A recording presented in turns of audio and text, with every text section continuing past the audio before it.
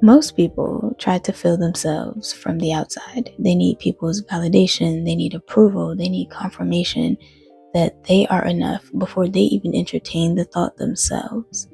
We as a society have been conditioned to believe that we should not pour from an empty cup.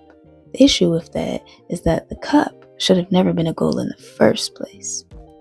Welcome back to my channel, Honey Bunches. If you are new here, my name is Mouse.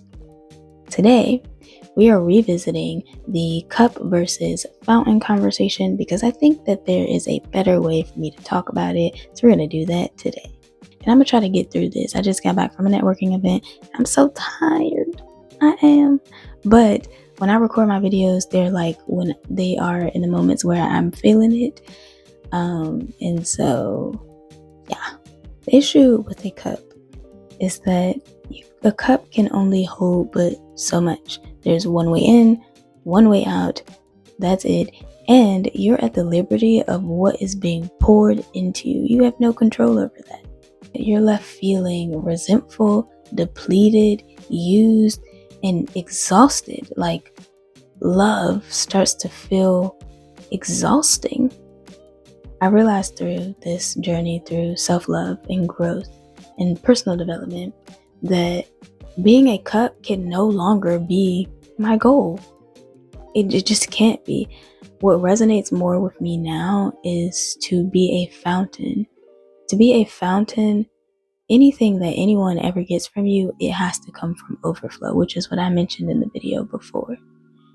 And a fountain is stationary. No one can pick up a fountain and pour anything from it. Anything that anybody gets, a splash, a sprinkle, drenched, all of it is coming from overflow.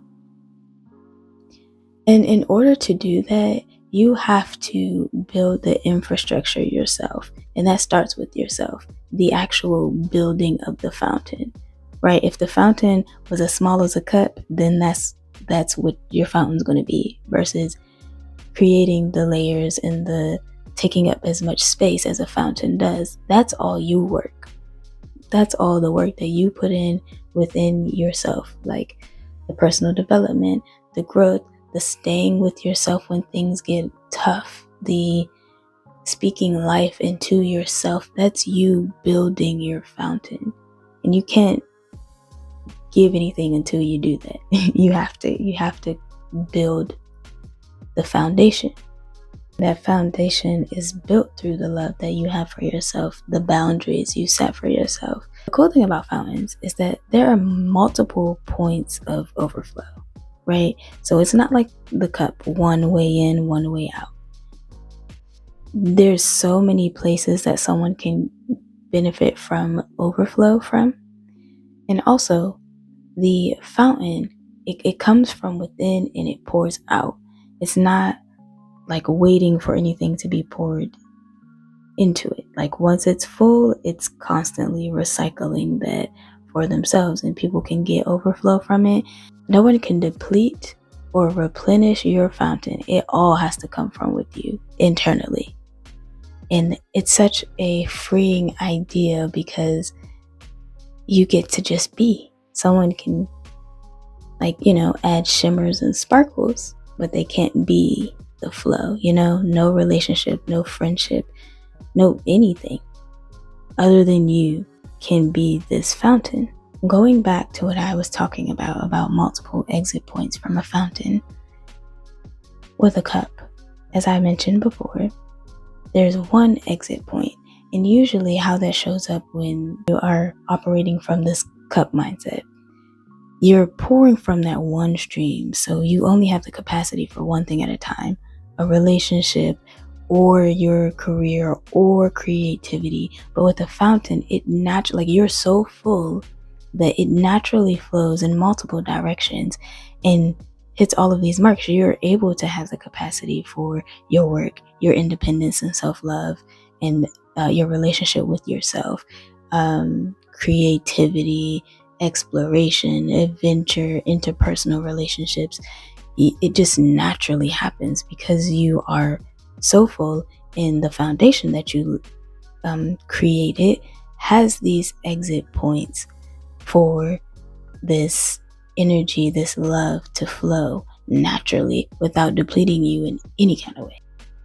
The other thing that I really love about being a fountain that I briefly touched on earlier is that you have more space, like, right? There's more surface area as well. So becoming a fountain isn't about being able to give more, it's about being able to hold more as well. So you're able to hold more love, more peace, more creativity. You're just able to hold so much more. You also benefit from yourself because you're deepening yourself as well. So beautiful, so beautiful. So with all of this being said, whenever you feel yourself running dry, whenever you feel yourself feeling depleted, turn inward, pour back into yourself, and think about how you have to continue laying this foundation of a fountain so that you can fill yourself better and be able to create overflow. No one can get access until it's at a point where you can give overflow. And that's how you keep coming back to yourself and how you keep pouring into yourself. And just remember the infrastructure that you're building. How many layers? How much surface area are you going to have? What's the depth?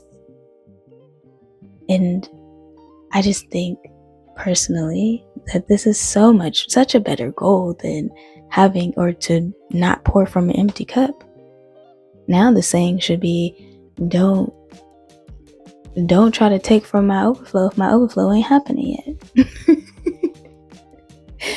Anyways, don't forget that your future self is waiting for you, smiling in the sunbeams, so proud of who you are today, because they could not be who they are without who you are today, right now. They are so proud of you. Keep going. You got this. I promise. Thank you for spending time with me. You have such a beautiful soul, and I know because you're here. Let me know what you think. Do you still feel like the cup thing aligns with you? Or does this make sense? Or does something else make sense entirely? Because if there's a better analogy that I could walk around with, like, let's talk about that. Anyways, thank you so much. Don't forget to leave some love for random love in the comments, and I will do the same. And I will see you in my next video. But while you're here,